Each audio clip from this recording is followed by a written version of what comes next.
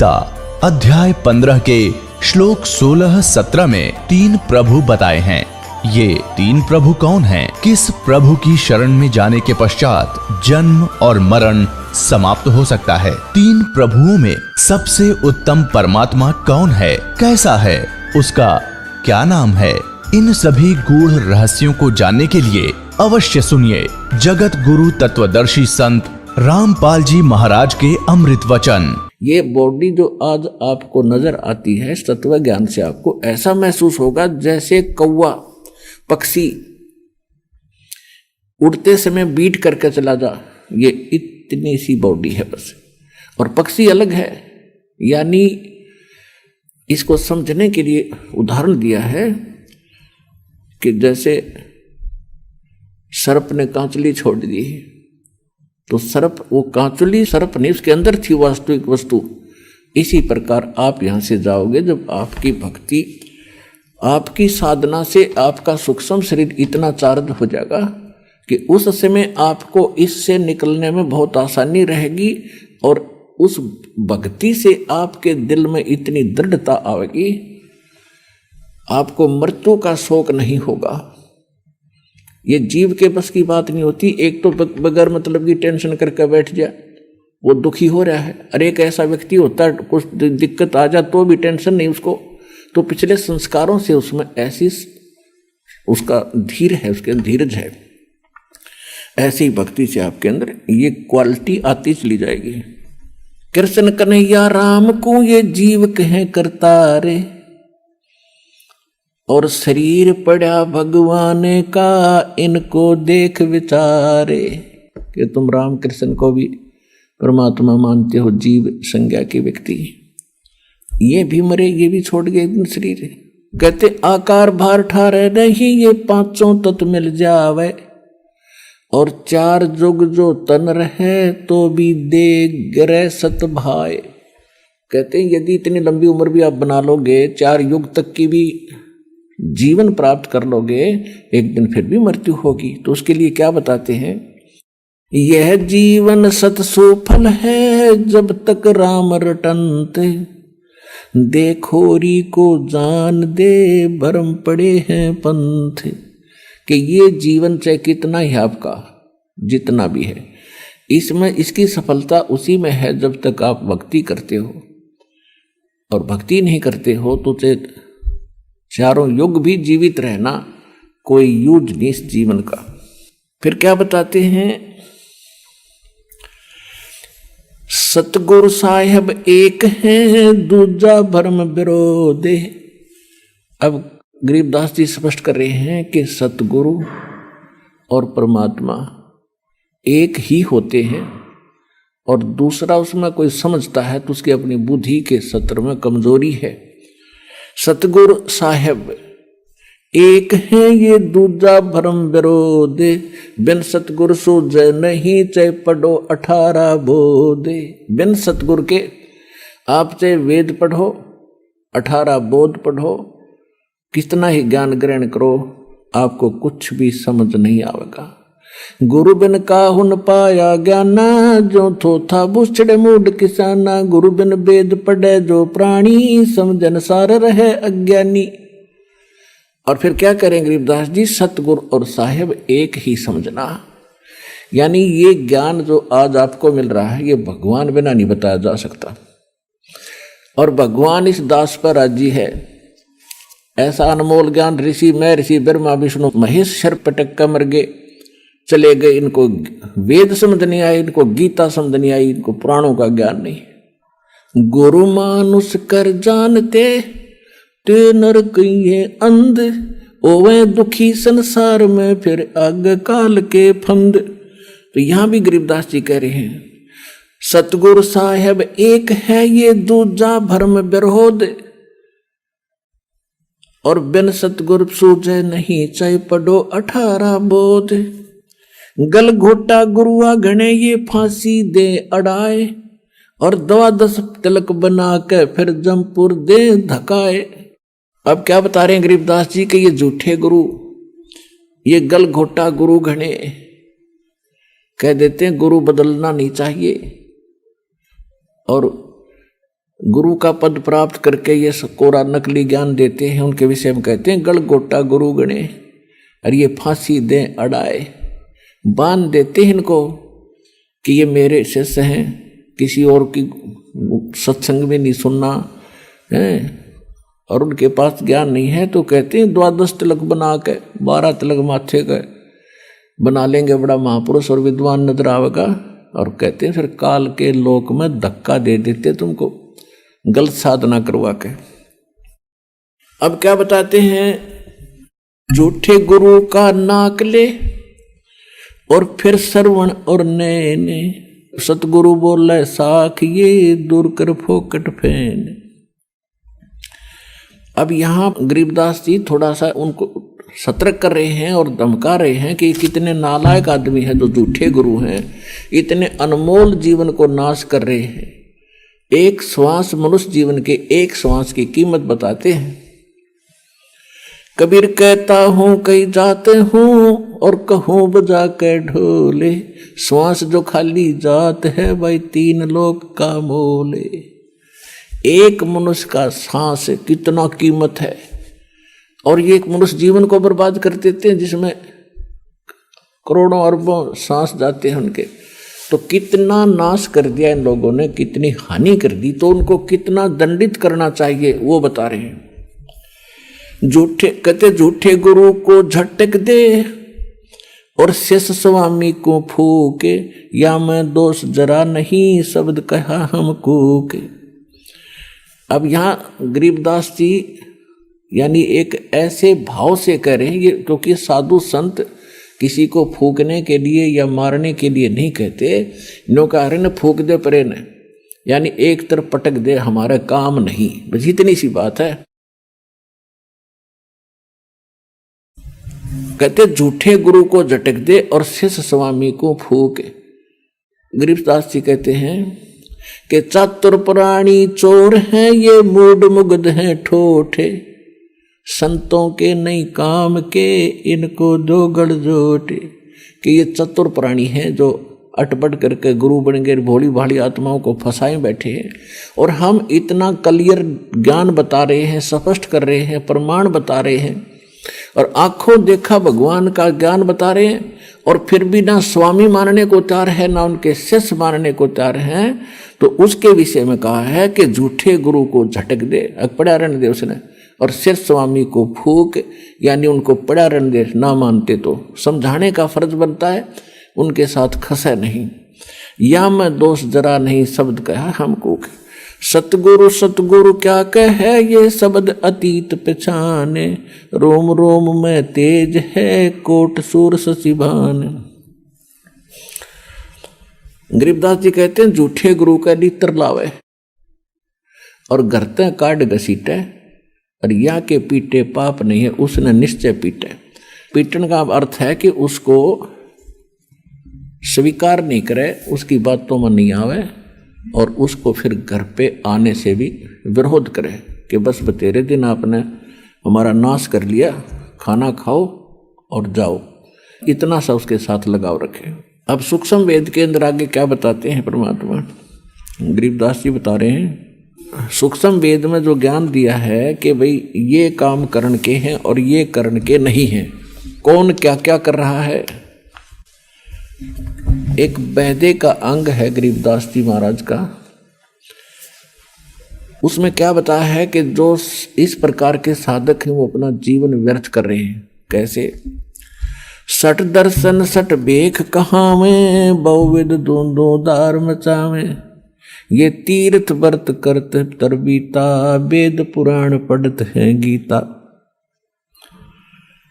सठ दर्शन ये 6 प्रकार के भेख हैं, जैसे कोई वैष्णव, कोई नाथ, कोई कनपाड़ा नाथ, कोई सन्यासी, गिरिपुरी।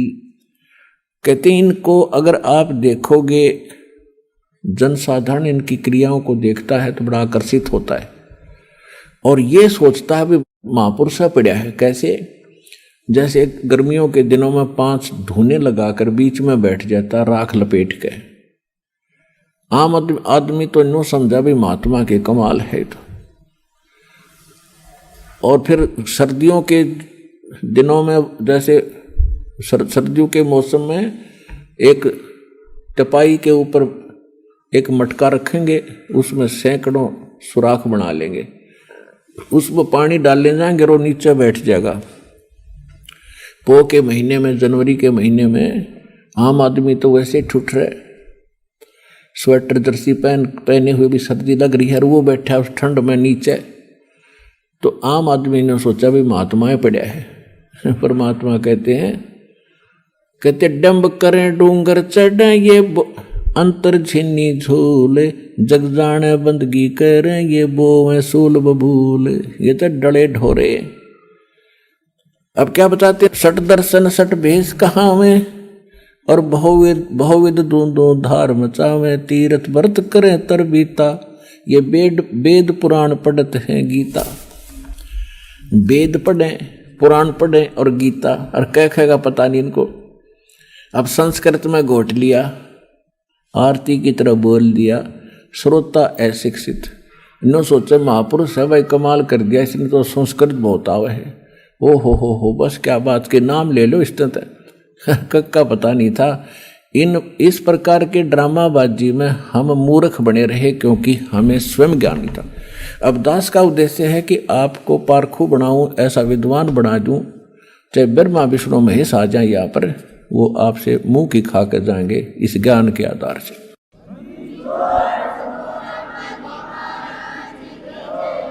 चार संप्रदा 52 द्वारे, जिन्हों नहीं निज नाम बेचारे, अरमाला घाल हुए हैं मुक्ता, ये सटदल उआ बाई बकदा। ओए होए, 4 संप्रदा 52 द्वारे, और जिन्हों नहीं निज नाम बेचारे। कोई कुछ नाम देता है, कोई कुछ नाम देता है, कोई कुछ साधना का मंत्र बताता है। कहते हैं गीता पढ़ते हो, वेद पढ़ते हो, वेद और गीता में है कहीं ये मंत्र जो तुम दीक्षा देते हो?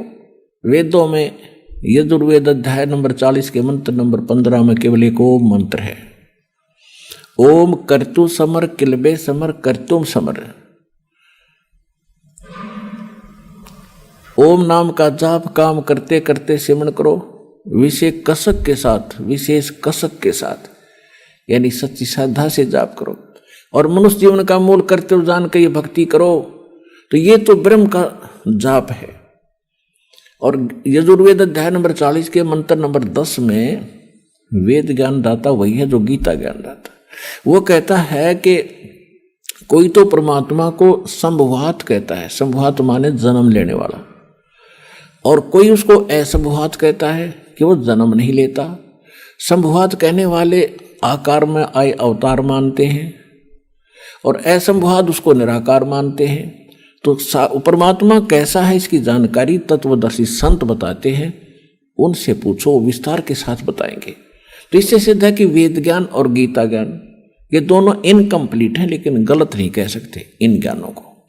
फिर यजुर्वेद अध्याय नंबर 40 के मंत्र नंबर 17 में कहा कि वो पूर्ण परमात्मा तो गुप्त है, और मैं ब्रह्म हूं, वेद ज्ञान दाता कहता है, और मैं ब्रह्म रूपी, ब्रह्म लोक रूपी दिव्य आकाश में रहता हूं, और मेरा एक ओम मंत्र है। तो ये बाकी मंत्र कहां से घसीट लाए ये? इसी प्रकार श्रीमद् भगवत गीता अध्याय नंबर 8 के श्लोक नंबर 13 में पूरी गीता में साधना का एक मंत्र है, ओम इति एकाक्षरम ब्रह्म विवरण माम अनुसमरण यह प्रयाति तदंदेहम सयाति परमाम गति। मुझ ब्रह्म का गीता ज्ञान दाता कहता मुझ ब्रह्म का, क्योंकि श्री कृष्ण में प्रवेश करके ये ब्रह्म काल बोल रहा है। 11वें अध्याय के 32वें श्लोक में गीता में कहता है कि मैं काल हूं, सबको खाने के लिए आया हूं। श्री कृष्ण काल नहीं थे, उन्होंने पहले कभी काल नहीं कहा, फिर बाद में कभी अपने आप को काल नहीं कहा। श्री कृष्ण के शरीर में वो खुद बोल रहा था। तो ये कहता है मुझ ब्रह्म का केवल एक ओम मंत्र है, इसकी अंतिम सांस तक भक्ति करता हुआ जो जाता है वो मुझे इस ओम से प्राप्त होने वाली परम गति प्राप्त करता है। इसी प्रकार सूक्ष्म वेद में कहा कि नाम उठत नाम बैठत नाम सोवत जागवे, नाम खाते नाम पीते नाम से ती लागवे। यानी सभी सदग्रंथ और सूक्ष्म वेद सूक्ष्म वेद से जो साधना जिस ग्रंथ की मिलती है वो ग्रंथ वहां तक ठीक है। तो वेदों में यही है, गीता में यही है, लेकिन वहां उन्होंने ऑप्शन छोड़ दिया है कि ये कंप्लीट साधना नहीं है। गीता अध्याय नंबर 17 के श्लोक नंबर 23 में कहा है कि पूर्ण परमात्मा के पाने का वो मंत्र तो गीता ज्ञानदाता कहता मेरा मंत्र है, और उस सच्चिदानंद घन ब्रह्म को पाने का, परम अक्षर ब्रह्म को पाने का वो 3 मंत्र का जाप है। ओम तो सीधा ब्रह्म का, तत् और सत्य 2 सांकेतिक है। ये तत्वदर्शी संत बताओगे, उनसे पूछो। तो वो तत्वदर्शी संत ये दास रामपाल दास है इस विश्व में।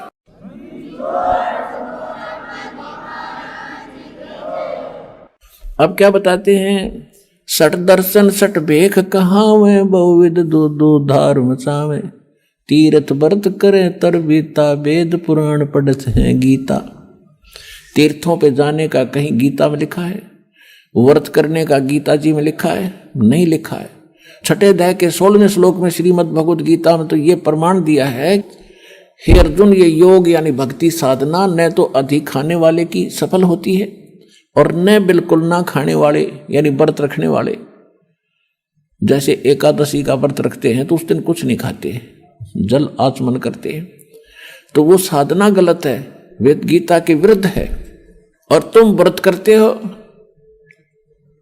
तो इसको कहते हैं, गीता अध्याय नंबर 16 के श्लोक नंबर 23 में कहा है कि शास्त्र विधि को त्याग कर जो मनमाना आचरण करते हैं उनको न तो कोई सुख होता है, न उनकी गति होती है, न ही उनको कोई सिद्धि प्राप्त होती है, अर्थात यूजलेस। तो यहाँ परमात्मा सूक्ष्म वेद में गरीबदास साहिब जी परमात्मा से प्राप्त ज्ञान के आधार से कह रहे हैं कि सठ दर्शन सठ भेख कहावें और बहुविध धूम धूम धार मचावें। वो देखो इनकी साधना बड़ी कठिन, और उसे चब डूंडा ठा रखा ही न था। और कहते तीर्थ व्रत करें तरबीता, और वेद पुराण पढ़े ये गीता। खाक पढ़ा फिर गीता को उन्होंने। 4 संप्रदा 52 दवारे, जिन्होंने ही निज नाम बेचारे। उन्होंने निज नामों को ऊपर कभी सोचा भी नहीं, देखा देखी जो गुरु ने दे दिया आगे वो देने लगे। ये साधना गलत थी। और माला घाले हुए हैं मुक्ता, 4 माला पैर करने सोचा होगे पार। सट दल उआ बाई बकदा, उआ बाई बक क्या करते, इनको कोई ज्ञान नहीं था। श्री कृष्ण को सर्वेश्वर महेश्वर ब्रह्मा विष्णु महेश अजरो अमर हैं, इनके कोई माता पिता नहीं, इसको उआ बाई कहते हैं। अटबट बकवास करते थे ये। माला घाल हुए हैं मुक्ता, ये सट दल उआ बाई बकदा। बैरागी बैराग न जाने, बिन सतगुर नहीं चोट निशाने। ये बैरागी बन गए, घर छोड़ कर चले गए। कहते हैं बैरागी बैराग ना जाने और बिन सतगुर नहीं चोट निशाने। बिना सतगुर के ये ठीक ठिकाना नहीं मिल सकता, आपको सही ज्ञान वो नहीं प्राप्त हो सकता। 12 बाट बिटम बिलोरी, सठ दर्शन में भक्ति ठगोरी। इन सभी जितने भी अन्य पंथ बने हुए हैं इनमें सब ठगी की भक्ति है, यथार्थ भक्ति नहीं है, भ्रम भक्ति है। सन्यासी 10 नाम कहावे और शिव शिव करे नसन से जावे। निर्वाणी नीकच्छ निसारा, भूल गए वो ब्रह्म द्वारा। सन्यासी 10 नाम में सन्यासी कहते हैं शिव जी के भक्ति और शिव शिव करेंगे और संसार उनका समाप्त नहीं है। और कहते हैं निर्वाणी निकच्छ निसारा, भूल गए वो ब्रह्म द्वारा। उनको ब्रह्म तक का भी ज्ञान कोई ना, ब्रह्मा विष्णु महेश तक भूले बैठे हैं। गीता अध्याय नंबर 7 के श्लोक 12 से लेकर 15 में यही कहा है कि तीनों गुण रजगुण ब्रह्मा सद्गुण विष्णु तमगुण शिव जी की जो भक्ति करते हैं ये इन्हीं तक इनकी सीमित है बुद्धि है। ये मेरी भक्ति भी ना करते, गीता ज्ञानदाता ब्रह्म कहता है। और जिनका ज्ञान इन तीनों गुणों रजगुण ब्रह्मा सद्गुण विष्णु तमगुण शिव जी से मिलने वाले इस क्षणिक लाभ पर स्थिर हो गया है, दृढ़ हो गया है, किसी की सुनते नहीं। वो राक्षस स्वभाव को धारण किए हुए मनुष्यों में नीच दूषित कर्म करने वाले मूर्ख मुझे भी नहीं बचते अर्जुन। तो यहां वही कह रहे हैं, परमात्मा यही कह रहे हैं, सन्यासी 10 नाम कहावे, शिव शिव करे नसन से जावे। निर्वाणी निकच्छ निसारा, ये भूल गए हैं ब्रह्म द्वारा। ये ब्रह्म तक की साधना ना करते। सुन सन्यासी कुल कर्मनासी, भग में प्योंदी भूले धोंदी, छल छिद्र की भक्ति न कीजे, आगे जवाब कहो क्या दीजे। भरम कर्म भैरो को पूजे, सत शब्द साहेब ना सूझे। ये कोई भैरो को राग रहा है, किसी को पूज रहा है, कोई कुछ पूज रहा है, सत्य शब्द वो सच्चा नाम परमात्मा का किसी को नहीं सूझा, पता नहीं चला। माला मुक्ति कक्कड़ हुक्टी बाना, गौड़ी भांग भसोड़ी, ये भी बैदा है। बैदा माने व्यर्थ। जंगम जैनी फोकट फैनी, नाम न चीन्या गुण गुरु गुणहीना, नगन निराशा तन को त्रासा, पशु प्राणी समान समानी। कहते ये जैनी लोग घूम रहे हैं नंगे, कहते पशु पक्षी भी नंगे घूमते, फिर उनसे पहले तो उनकी मुक्ति हो जाएगी, तो जन्म से नंगे रहते हैं। नहीं, परमात्मा ने बुद्धि दी है, अपना जैसा उचित है वैसा कपड़ा ढक के और अपनी भक्ति करो। इंसान में कुछ शिष्टाचार होता है, उसको अपना कर रहो, सभ्यता से रहे। अब क्या बताते हैं,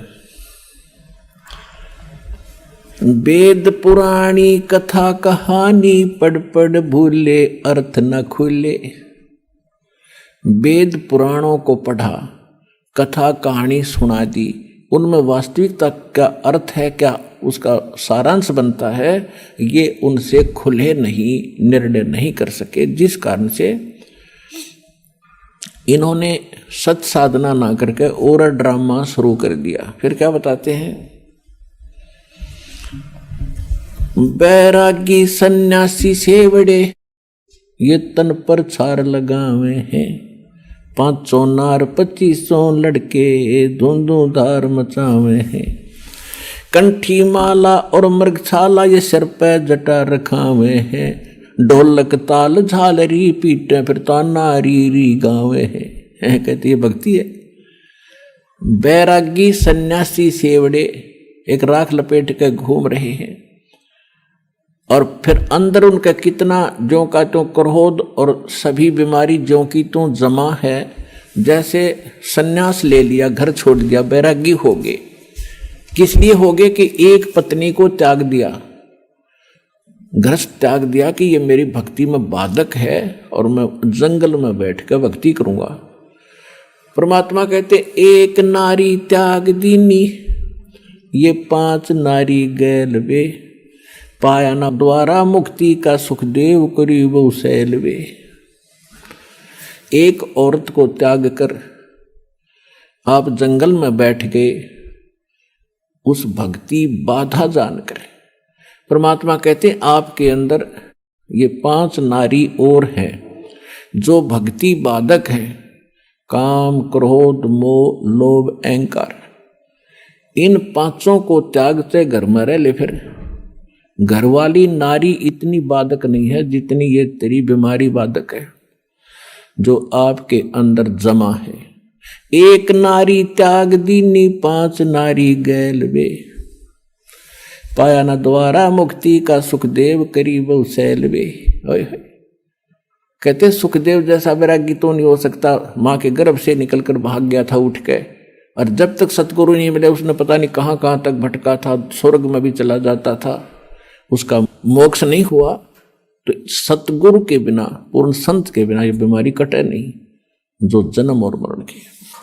बैरागी सन्यासी सेवड़े तन पर छार लगावे हैं, 500 नार 2500 लड़के धूंधू धार मचावे हैं। 500 नार ये काम क्रोध मोह लोभ अहंकारियों के नो जमा तुम्हारे अंदर।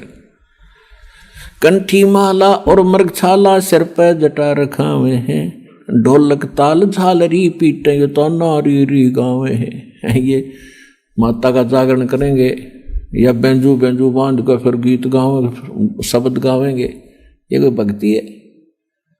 अपने आत्मा हमने भक्ति का पता ही नहीं था।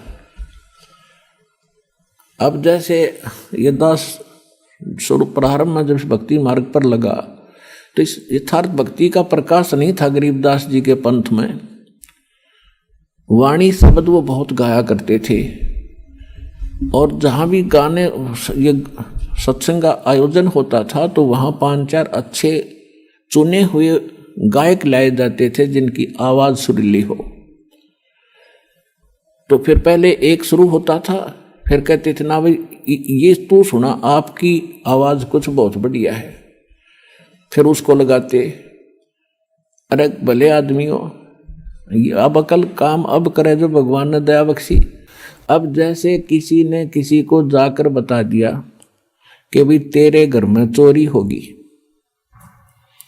अब जब सामने वाले ने भांग नहीं पी रखी होगी, शराब नहीं पी रखी होगी, तो एकदम चिंतित होगा और तुरंत या तो घर की तरफ चल लेगा और जाके उसको देखेगा वह कितना नुकसान हो गया। और जय उसने शराब पी रखी होगी तो वो क्या कहेगा कि अभी फिर बता क्या कहा। और दूसरा उससे कैसा शराबी है, वो क्या बताऊं क्या क्या, आपके चोरी हो गई। हाँ कहा, ये बहुत बढ़िया बोला भाई, इसकी आवाज बड़ी सुरीली है, आपके चोरी हो गई। और फिर वो भी कहता आपके चोरी हो गई। तब वो दोनों शराबी हैं। तो अब जैसे जब दास देखा करता था, वो भी गा रहे हैं कि अनमोल जीवन तुम्हारा नष्ट हो रहा है, परमात्मा की वाणी गा रहे हैं, सतनाम बिना और सतगुरु बिना मोक्ष नहीं। सुनने वाले भी गेल गा रहे हैं, गुरु बिन मोक्ष नहीं, सतनाम बिना मुक्ति नहीं, और सतनाम किसी के पास नहीं। वो तो ऐसे हैं जैसे एक बार किसी ने कोई तोता पकड़ दिया, तोता, उस तोते को बेचने जा रहा था पिंजरे में लेकर। एक भक्त संत साधु मिला, उसने देखा कि ये पक्षी जंगल में घूमने वाला है और ये कैद हो गया। तोते की आयु बहुत लंबी होती है, मनुष्य से भी ज्यादा होती है, और ये सारी उम्र कैद रहेगा, क्यों ना इसको मुक्त करा दूं। उसने उस तोता बेचने वाले से पूछा भी इसका मूल्य बता, कितने में बेचता। उसने कहा 5 रुपये लूंगा पिंजरे समेत। ले भाई 5 रुपये ले और दे दे। अब उस तोते को लेकर वो महात्मा घर ले आया अपने कुटिया में, और उससे कहा कि भी तोता तू कैसे फंसा बच्चा। तोते ने बताया जी शिकारी आया था, उसने जंगल में दाने डाल दिए, जाल बिछा रखा था, मैंने दिखा नहीं, मैं लालच में आ गए, वो दाने खाने के लिए आ गया और मैं फंस गया। तो उस संत ने कहा कि भाई यदि मैं तुझे छोड़ दूं तो फिर तो ये गलती नहीं करेगा। अगना जी कदी नहीं, कत्ते नहीं करूं। तो सुन ले, तय भी सुन ले, और आप वहां जाकर सारे तेरे साथियों ने भी बता दिए क्या कि एक मूल मंत्र बताता हूं। अब बताओ भाई, पर दी आवेगा शिकारी, जाल डालेगा, दाने डालेगा, हम दाने नहीं खाएंगे तो फंसेंगे नहीं। बोला जी ठीक है। उसको 10-20 दिन खूब वो रटवा दिया, तोता ठीक बोलने लग गया। जा भाई, जाते ही सब ने सिखा दिया। कहा जी जाते सब ने सिखाऊंगा। अब तोता छोड़ दिया, और साथी रिश्तेदार इकट्ठे हुए भी कैसे बचा कि एक साधु संत ने दया कर दी भाई मेरे पे, और एक मुझे अजब फार्मूला दे दिया, आगे आपा फिर मार खावांगे नहीं। एक ऐसी मूल मंत्र बताया, तुम भी सुन लो। शिकारी आवेगा और दाने डालेगा, जाल बिछावेगा, हम दाने नहीं खाएंगे तो हम फंसेंगे नहीं। कहाँ भाई, रोज आरती करें वृक्ष पर बैठ के, सारे शाम और दिन में ये गोट लिया, उन्होंने गायत्री मंत्र बना लिया। एक दिन शिकारी वहां पहुंचा, उसने देखा तोते तो भाई किसी ने शिक्षा दे दी इनको, ये तो बोल रहे हैं कि शिकारी आवेगा, दाने डालेगा, जाल बिछावेगा, हम खाएंगे नहीं तो हम फंसेंगे नहीं। उसने सोचा यहाँ कोई फायदा नहीं मेरा आने का, चल दूसरे साइड में जाता हूँ। फिर भी सोचा चल इतनी दूर आया हूँ, कोई एकादा ना समझ फंस भी सकता है, इतने रोटी राटी खाऊं, इतने जाल बिछा के देख लेता हूँ। उसने दाने डालकर जाल बिछा कर बैठ गया एक वृक्ष के नीचे। इतने में जब वो देखा उन तोतों ने अच्छे पड़े हैं मोटे मोटे दाने खाने के, तो सबसे पहले वो आया जो उन्हें शिक्षा दे था। अब भूख लग रही है, चलो भाई आ गया माल, और फटाफट वहां पहुंच गए। और सारे देखा देखी उसके चेले भी उसके अंदर जाल में। उस शिकारी ने सोचा है तो मुंह रखे बांडे बांडे थे, न ज्ञान कुछ नहीं, उन्हें पकड़ के जाल खींच ली सारे जाल के अंदर। अब जाल में बंद हो रहे हैं तब भी वो यही गीत गा रहे हैं, पर दिया होगा, जाल डालेगा, हम दाने नहीं खाएंगे तो हम फंसेंगे नहीं। अब वो शिकारी उस जाल को उठा के कंधे पर डालकर चल पड़ा पीछे वो अब सारे तोते पीछे फिर भी यही गीत गा रहे हैं, शिकारी आवेगा जाल डालेगा, दाने डालेंगे, दाने नहीं खाएंगे तुम फंसेंगे नहीं। अब उधर से वो रास्ते में शिकारी को वो गुरु फिर मिल गया, वो संत। उसने देखा ये गायत्री मंत्र तो मेरा ला पढ़ रहे हैं, ये कुकर चक्कर पड़ा भाई सारा। उसने देखा को हो ये तो बेटी के बाप गांव गांव थे, इस बार असर नहीं करा इन्होंने। अब उस संत ने ऐसे ताली बजाई, क्योंकि जब वो तोता घना बोला करता, जब वो पकड़ रखा था पिंजरे में और उसको सिखाया करता था, वो डटा नहीं डटा था। जब उसने ताली बजाकर वो क्या करता वो गुरुजी, तो उसने वो ताली ऐसे थैली बजाई। उसने देखा वो कोड वर्ड, अज्ञो तो गुरुजी खड़े हैं। उसने देखा सचमुच, तो गुरुजी ने कहा ऐसे संकेत किया कि ऐसे कर लो, मुर्दे जैसा स्वरूप बना लो। तो उस तोते ने आंखें पलट ली, जैसे मर गया। तो चेले भी देखा करें थे, जैसे वो करे तो सारा ने ऐसे कर लिया। अब शिकारी ने सोचा है तो सारे मर गए भाई बेटी के बाप। तो उसने सारे पटक दिए उड़े, भाई क्यों बोझ मरता जाऊं इतनी दूरी, तो सारे इनकी आंखें पलट गई। शिकारी चला गया। जब गुरुजी आए, निकम्यो ये बातें कहने सुन की नहीं, ये कर पाड़न की है। तो पुण्यात्माओं ये दास भेजा आपको संकेत बता रहा है कि गीत गान के नहीं, यू काम करने का है।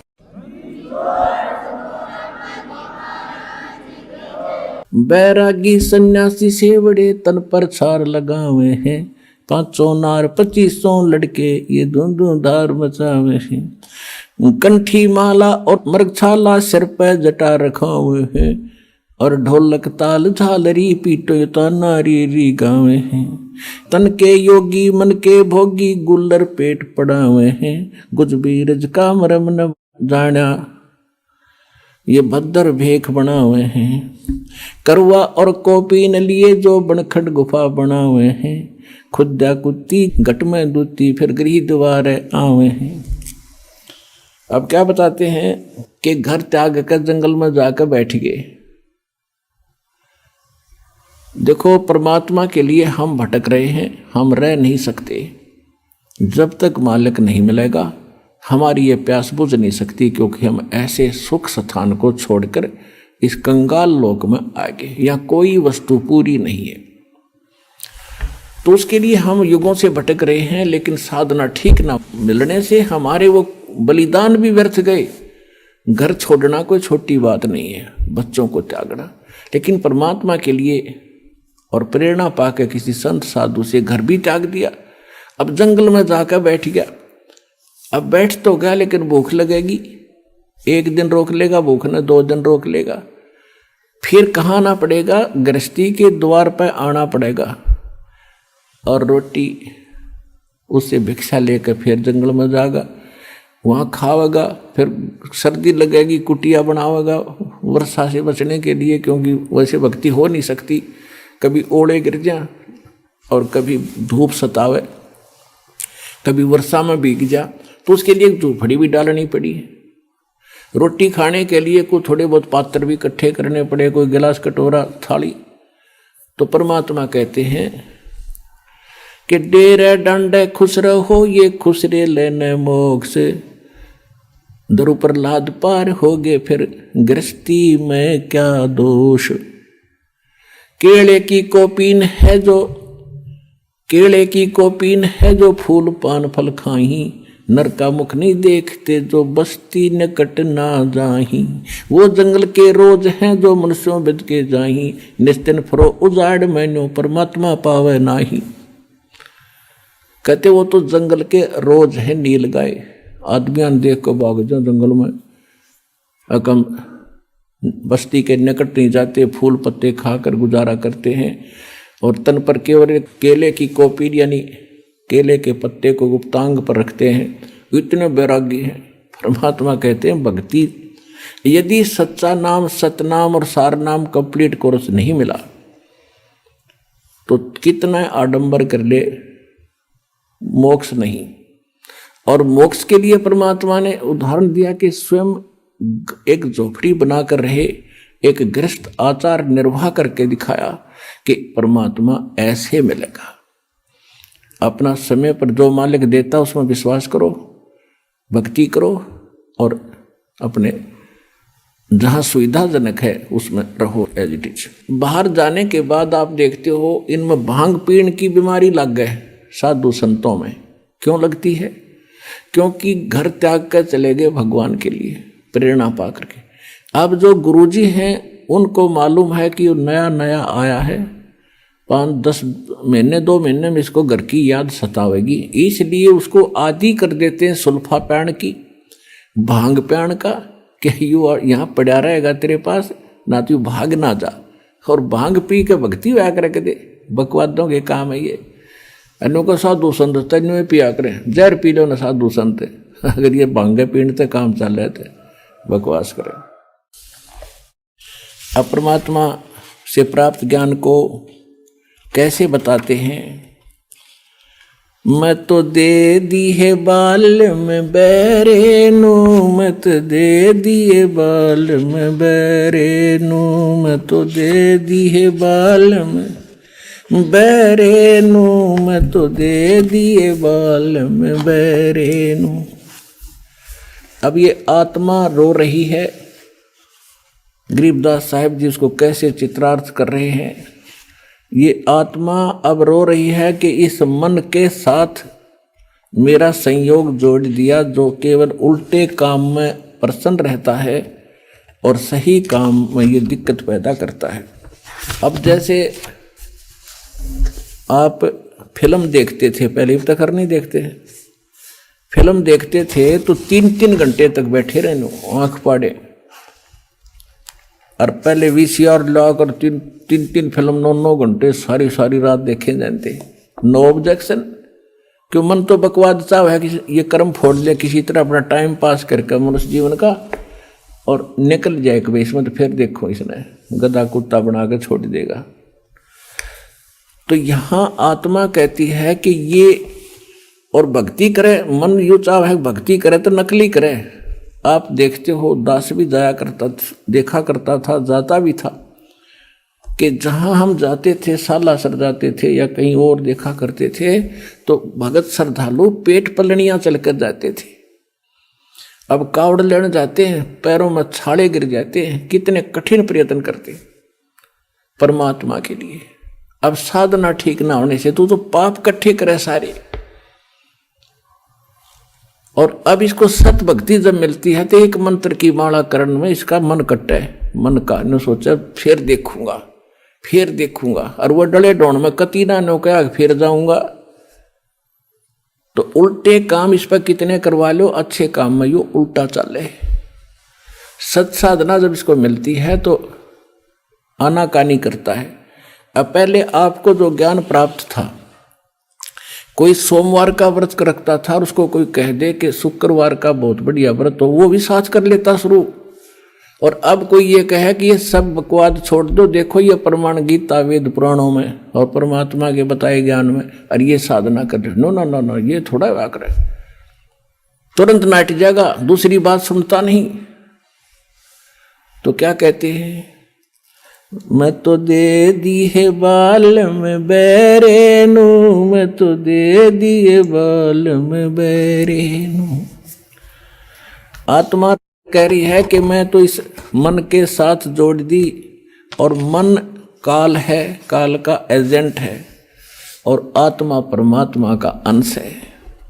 संसारी दी गल्ला चिन्ह ये नहीं बुझे शब्द जो गहरे नू, संसारी दी गल्ला चिन्ह नहीं बुझे शब्द जो गहरे नू, ये मुर्दों से ती प्रीत लगावे ये भूल गए निज डेरे नू, मुर्दों से ती प्रीत लगावे न जाने सतगुरु मेरे नू, मुर्दों से ती प्रीत लगावे न जाने सतगुरु मेरे नू, मैं तो दे दी है बाल में बैरे नू, मैं तो दे दिए बाल में बैरे नू। श्वेत छतर सिर मुकुट बिराजे, देखत ना उस चेहरे नू। गरीबदास जी कह रहे हैं मैं देख रहा हूं भगवान को, सिर पर मुकुट है, श्वेत छत्र है दाता के ऊपर, श्वेत छत्र सिर मुकुट विराजे, देखत ना उस चेहरे नू। ऊंची थड़ियां ये खेती बोवे, भूल गए निज डेरे नू। ऊंची थड़ियां खेती बोवे, ये भूल गए निज डेरे नू। मैं तो दे दी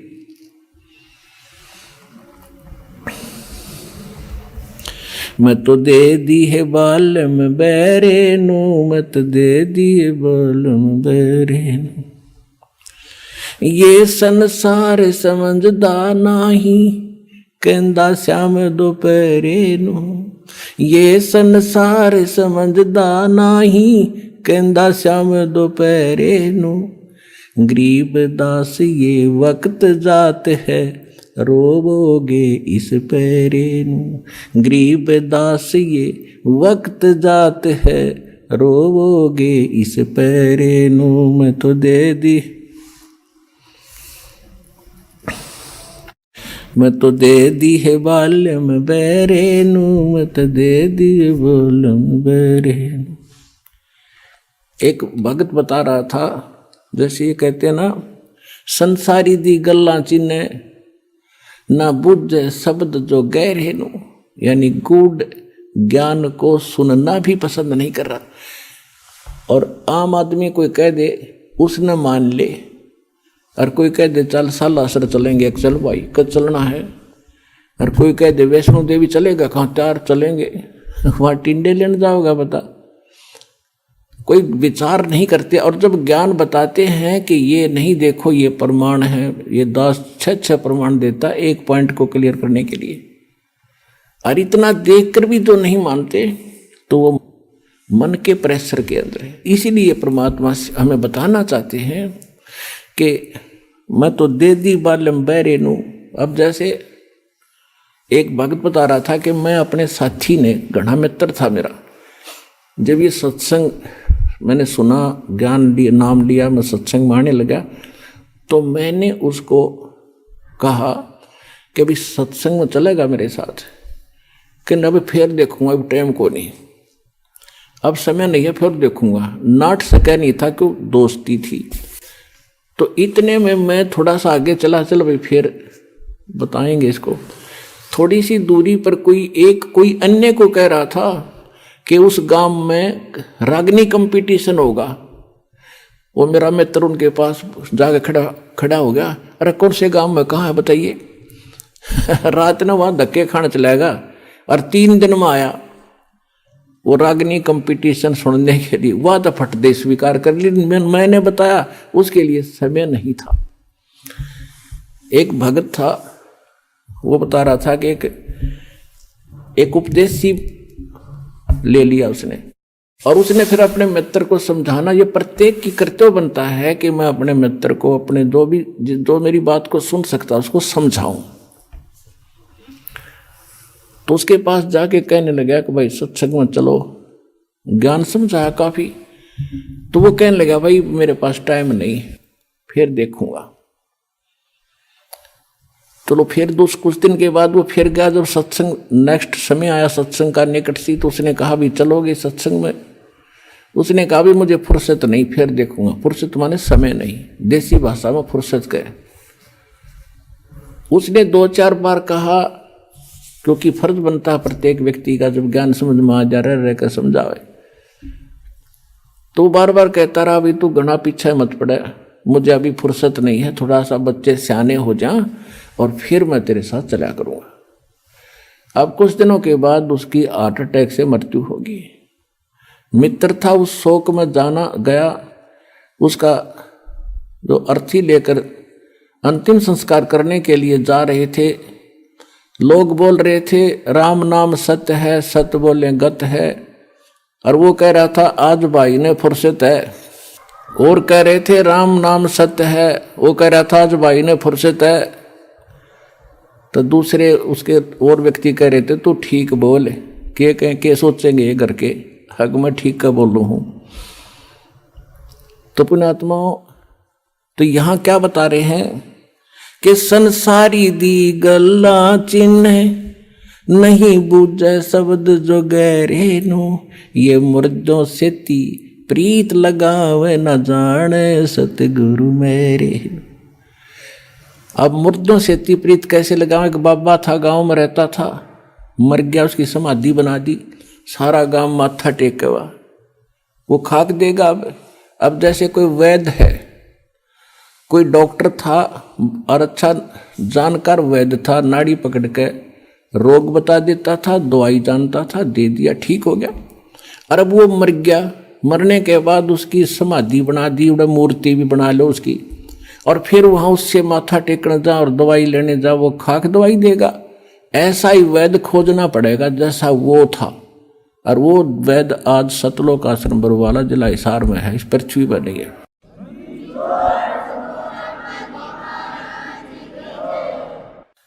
अब क्या बताते हैं? श्वेत छतर सिर मुकुट विराज, देखत ना उस चेहरे नु। श्वेत छतर सिर मुकुट विराज, देखत ना उस चेहरे नु। ये ऊंची थड़ियां खेती बोवे, भूल गए नज डेरे। पहले वर्षा के ऊपर निर्भर होता था सारा खेती किसानी। जब ये वाणी बोली थी परमात्मा के बच्चे गरीबदास जी ने, अब उस समय कह रहे थे कि जिसके पास डहर खेत हो, डहर होता है नीचे का, झील का खेत, ऊंचे स्थानों पर वर्षा हुआ जल भी वहां आ जाता है उस नीचे के स्थानों में। आइए अब हम उन श्रद्धालुओं के अनुभव जानते हैं जो जगत गुरु तत्वदर्शी संत रामपाल जी महाराज जी से दीक्षा प्राप्त कर चुके हैं तथा उनके द्वारा बताए गए भक्ति मार्ग पर चल रहे हैं। नमस्कार सर। नमस्कार जी। सर क्या नाम है आपका? ऋषिपाल। ऋषिपाल जी, आप कहाँ से हैं? मेरा गांव जोली है जी, डिस्ट्रिक्ट अम्बाड़ा, हरियाणा से। संत रामपाल जी महाराज से नाम दीक्षा आपने कब ली? 25 मार्च 2017 को। संत रामपाल जी महाराज से नाम दीक्षा लेने से पहले क्या आप भक्ति साधना भी करते थे? हाँ जी सर, हम सभी देवी देवताओं की भक्ति करते थे। ब्रह्मा विष्णु महेश की और माता दुर्गा की बहुत ही ज़्यादा भक्ति करते थे। नवरात्रों में व्रत रहना और नैना देवी, कांगड़ा, चमुंडा सभी स्थानों पर गया मैं माता दुर्गा के। घर में आसन लगाया हुआ था, बहुत ही ज़्यादा भक्ति करता था। हर शनिवार का व्रत रखता था। बहुत ज़्यादा माता दुर्गा की भक्ति करते थे हम। और पितृ पूजा सारा ही जो भी हिंदू धर्म में चली आ रही पूजाएं सभी करते थे। माता दुर्गा की बहुत ज़्यादा भक्ति करते थे। सर फिर आप संत रामपाल जी महाराज की शरण में कैसे आए? सर जी 2011 से मेरी माता जी संत रामपाल जी महाराज की शरण में थी, जिनका मैं बहुत ही विरोध करता था।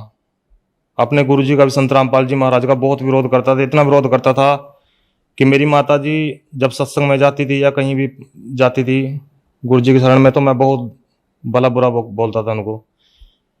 और मैं इतना तंग था, इतना नशा बहुत ज़्यादा करता था जी मैं। मेरी माता जी मेरे को बहुत समझाती थी कि बेटा तू छोड़ दे इसको और परमात्मा की शरण में आ जा, संत रामपाल जी महाराज की शरण में आ जा। लेकिन मैंने उनकी कभी नहीं मानी। मैं उनको गालियाँ भी देता था, पर वो मेरे को यही बात कहती है कि तेरे को बेटे पता नहीं, जब तेरे को पता लगेगा तो बहुत रोएगा। सर जी मैं इतना नशा करता था, कोई भी नशा ऐसा नहीं होगा जो मैं क्या नहीं करता था। बीड़ी से लेकर के बीड़ी, तंबाकू, गुटखा, शराब, बुक्की, सुल्फा, गांजा, शराब, सब चीज़ का नशा करता था मैं। गोली, कैप्सूल, सूखा नशा भी मैं इतना करता था सर जी। एक नशा करके मेरे को रात को नींद नहीं आती थी। मैं 3-3 नशों की डोज लेता था। पहले शराब पीता था, उसके बाद गांजा पीता था, फिर भी अगर कोई कमी रहती थी फिर गोली, कैप्सूल खाता था। हमारे घर में सर जी था ऐसा, मैं ऐसी बात नहीं मेरे को नशे का शौक था सर जी, मजबूरन नशा करता था मैं। मेरे पिताजी इसी नशे से ग्रस्त होकर वो भी चले गए, वो मर गए जी। वो भी बहुत नशा करते थे, क्योंकि हमारे घर में सर जी प्रेत बाधा थी। प्रेत बाधा ऐसी थी सर जी, जब मैं थोड़ा शुद्धि में होता था तो मैं अपने बच्चों की तरफ देख के रोया करता था। छोटे छोटे मेरे बच्चे थे सर जी, मेरे पास 2 लड़कियां हैं, 1 लड़का है। तो मैं रोया करता था। मैं सोचता था कि अब इनका क्या बनेगा, तू तो मर जाएगा, तेरा पिताजी मर गए नशे से और तू भी मरेगा, अब तो इनका क्या होगा बच्चों का। पर सर जी मजबूर इतना हो जाता था, मैं नशे बिना मेरे पास रहा ही नहीं जाता था कहीं भी। छोटे से मैं बीड़ी तो सर जी मैं 10-12 साल का बीड़ी पीने लग गया था, इतना नशे को मेरे को नशा किया करता था, बहुत ही नशा किया करता था जी मैं। मेरे गांव वाले भी वो लड़ाई करता था अगर मैं नशा करके जब मैं आता था जी, पड़ोसी भी देखते थे कि हाँ आगे आप लड़ाई होगी इनके घर में, हर रोज लड़ाई हुआ करती थी। हमारा घर वो कहते हैं जैसे भूत बंगला हमारा घर था जी। प्रेत बाधा थी हमारे घर में, बहुत ही तंग थे जी, बहुत ज्यादा दिक्कत थी हमारे घर में जी। मेरी माता जी मेरे को बहुत समझाया करती थी, बेटे तू नाम ले ले संत रामपाल जी का, पर मैं उनको भी भला बुरा कहता था जी और कभी उनकी नहीं सुनी। जब मैं नशा करके पूरा थक लिया, पूरा खत्म हो लिया सर जी, मेरे अंदर सर जी 50 किलो से भी कम वजन रह गया था, बहुत ही कमजोर हो गया था सर जी। मेरे को रात को अगर मैं पढ़ता था, रात को सुबह उठता था सर जी, मेरे को सारा पूरा शरीर मेरे को गिल्ला मिलता था, मेरे को रात को पसीना आता सर जी। और मेरे को प्रेत आत्मा बहुत तंग करती थी रात को, कई बार दर्शन देती थी तो रात को भगत जी बहुत ही दबाव होता था मेरे ऊपर। नशे में अगर नशे में थोड़ा सा नशे से बाहर हो गया तो तभी भगत जी मेरे ऊपर दबाव हो जाता था। तो फिर बहुत दिनों के पीछे भगत जी एक दिन परमपिता परमेश्वर संत रामपाल जी महाराज की कृपा हुई मुझ पर भगत जी। वो दिन पता नहीं परमात्मा की कौन सा मैंने कोई पुण्य कर्म किया होगा भगत जी, मेरे अंदर मेरी वो आत्मा रूपी सीप का मुंह खुला और मैंने अपनी माता से भगत जी संत रामपाल जी महाराज की पुस्तक ज्ञान गंगा ली, जो कि मेरी माता जी मुझे पहले भी कहती थी कि बेटा तू ये पुस्तक पढ़ ले। मैंने कभी नहीं पढ़ी, कई बार उसने मेरे को पुस्तक दी, मैंने ऐसे ही रख दी। दास का काम छोटा सा काम है, टायर सर्विस का काम करता है दास। मैं अपनी माता से वो पुस्तक ले गए दुकान पे चला गया, वहां पे रख दी, 2-3 दिन वहां भी रखी रही वो। एक दिन मैं दोपहर में बेला था, मैंने सोचा चल आज पुस्तक पढ़ के देखते हैं क्या है इसमें, क्योंकि मेरी माता जी भी बेचारी पढ़ती रहती थी पुस्तक बैठ के घर में, मैं देखा करता था उसको। तो मैंने वो पुस्तक खोल ली, पढ़ी वो पुस्तक। सर जी मैंने किसी का इंटरव्यू ना देखा था, ना ही किसी के पुस्तक में कोई इंटरव्यू जो उसमें लिखे हों वो भी नहीं मैंने पढ़े थे। मैंने सिर्फ पुस्तक ज्ञान गंगा पुस्तक का पेज खोला और उसको पढ़ना शुरू किया। 4-5 पेज ही मैंने पढ़े सर जी मेरी दुकान में कोई भी स्थान ऐसा था जहां बीड़ी का बंडल और माचिस ना मिला थी। मेरे मुंह में सारी 24 घंटे बीड़ी लगी रहा थी जी। तो मैंने सर जी बीड़ी हाथ में ले रखी थी और पुस्तक आगे थी सर जी। जब मैंने पुस्तक पढ़ी तो मैंने वो बीड़ी का मेरा स्वाद बिगड़ गया सर जी। मैंने बीड़ी घेर दी सर जी, मेरे पास बीड़ी नहीं पी गई। तो सर जी मैंने पुस्तक 1-2 पेज पढ़ा, बंद कर दी, घर आ गया जी। 3 दिन ऐसे ही चला भगत जी। तीसरे दिन मैंने पुस्तक वादी के करीब पुस्तक मैंने पढ़ ली, तो भगत जी मेरे से रहा नहीं गया। मेरे मामा जी हैं जो उन्होंने भी संत रामपाल जी महाराज के से नाम दीक्षा ली हुई है, मैंने उनके पास फोन किया और अपनी माता जी को कहा कि मैं नाम लेना चाहता हूँ। तो उन्होंने कहा कि आ जाओ। मैं अपने मामा जी के पास गया, वो मेरे को लेकर कुरुक्षेत्र गए। वहां पे जाकर मैंने संत रामपाल जी महाराज से नाम दीक्षा ली। संत रामपाल जी महाराज से नाम दीक्षा लेने के बाद क्या आपको लाभ भी प्राप्त हुए? सर जी बहुत लाभ प्राप्त हुए, बहुत ज्यादा जी। एक तो सर जी मेरी पत्नी थी, जब से हमारी शादी हुई थी वो बीमार ही थी जी।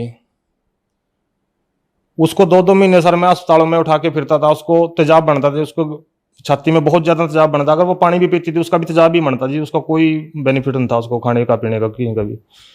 तो सर जी 2-2 महीने में अस्पतालों में रहता था जी अपनी पत्नी के साथ। तो सर जी सतगुरु रामपाल जी महाराज से नाम दीक्षा लेने के बाद वो बिल्कुल सही है। उसने भी जैसे वो मैंने नाम लिया वो सही हुई, उसने भी सर जी फिर दीक्षा लिया, वो भी परमात्मा की शरण में है, संत रामपाल जी महाराज की शरण में है। दूसरा सर जी जो हमारे घर में प्रेत बाधा थी सर जी वो बिल्कुल खत्म है। पहले हमारा घर सर जी नरक था। हमारे घर में सर जी बिल्कुल भी कोई सर जी रिश्तेदार भी नहीं आता था हमारा, कि कहते भूत भूत बंगला।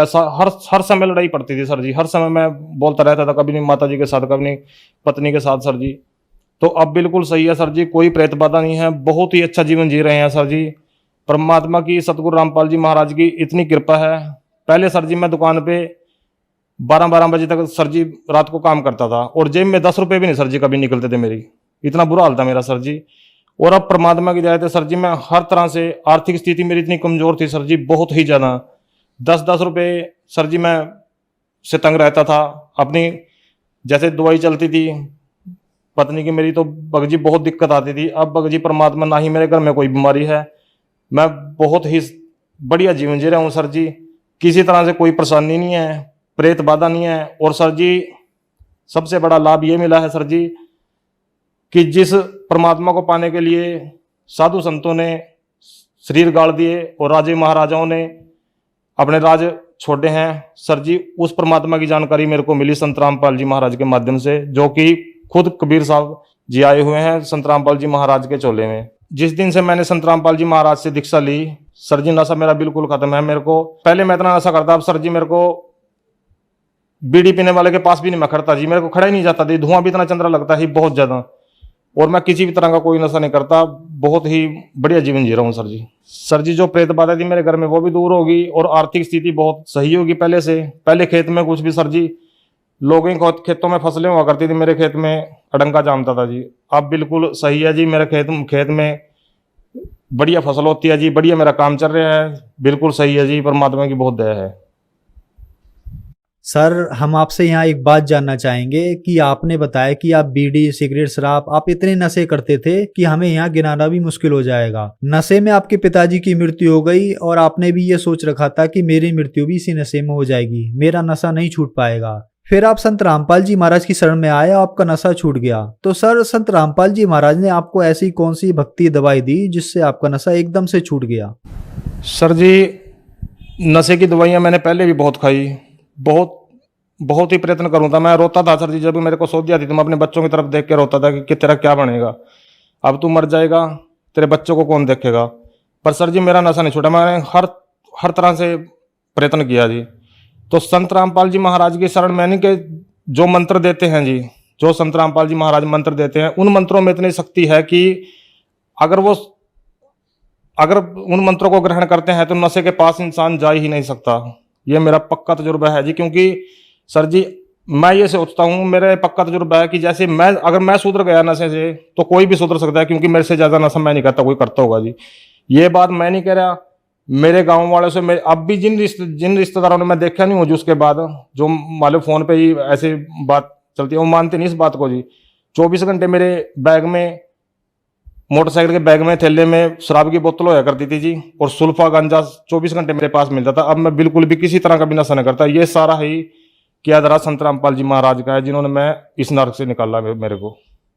देखो नशा ऐसे नशा नहीं छोड़ सकता, सरकार भी नशा छुड़ाने के लिए इतना प्रयत्न करती है, इतना पैसा खर्च करती है, पर नशा नहीं छोड़ सकता। क्योंकि जब तक ये अंदर काल रूपी मन बैठा है, जब तक ये नहीं हटेगा अंदर से, ये मन ही नहीं करेगा नशे के लिए, नशा नहीं छोड़ सकता। और ये मन नहीं तब करेगा जब संत रामपाल जी महाराज की शरण में आएंगे, क्योंकि यही वो सुप्रीम पावर है, यही वो परमात्मा है जो नशे से इंसान को निकाल सकते हैं। नहीं तो नशे से, मेरे पिताजी सर्विस में थे, पढ़े लिखे थे, मैं तो इतना पढ़ा लिखा नहीं हूँ, मेरे पिताजी पढ़े लिखे भी थे, सर्विस में भी थे, हम उनके बच्चे थे, वो भी रोते थे हमको देख के जी कि अब मैं मर जाऊंगा, मेरे बच्चों का क्या होगा। पर सर जी वो मर ही गए, नशा नहीं उनके पास छूटा जी। डॉक्टरों ने भी जोर लगा लिया, उनको करते करते उनको टीबी की बीमारी हो गई थी सर जी।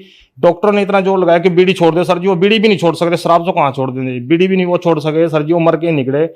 तो संत रामपाल जी महाराज ही इस नशे से छुटकारा दिला सकते हैं, नहीं संसार में कोई ऐसी दूसरी पावर नहीं है जो इस नशे से बाहर निकाल सकती है इंसान को। आज कई चैनलों पे संत रामपाल जी महाराज के सत्संग आता है, उसके नीचे पीली पट्टी चलती है, उस पर नंबर है, उनसे कॉन्टैक्ट करके संत रामपाल जी महाराज से नाम दीक्षा ले सकते हैं। धन्यवाद सर। सत साहिब जी।